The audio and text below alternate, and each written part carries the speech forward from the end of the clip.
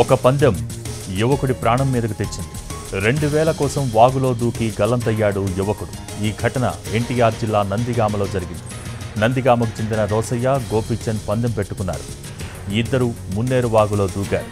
ముందుగా ఎవరు ఒడ్డుకు చేరితే వారికి 2000 ఇచ్చేలా పందెం పెట్టుకున్నారు. వాగులో దూకిన ఇద్దరు పోటీపడి ఈదుతున్నారు. అయితే రోసయ్య ఒడ్డుకు చేరగా గోపీచంద్ గల్లంతయ్యాడు. అతని కోసం గాలిస్తున్నారు. అయితే గోపీచంద్ ఆచూకీ ఇంతవరకు దొరకలేదు. గాలింపు చర్యలు కొనసాగుతున్నాయి. మద్యం మత్తులోనే పందెం కాచుకున్నట్టు పోలీసులు చెబుతున్నారు.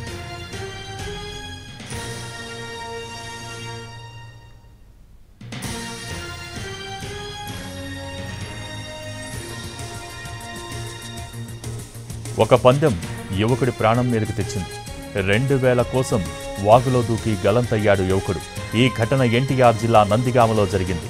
నందిగామకు చెందిన రోసయ్య, గోపీచంద్ పందెం పెట్టుకున్నారు. ఇద్దరు మున్నేరు వాగులో దూకారు.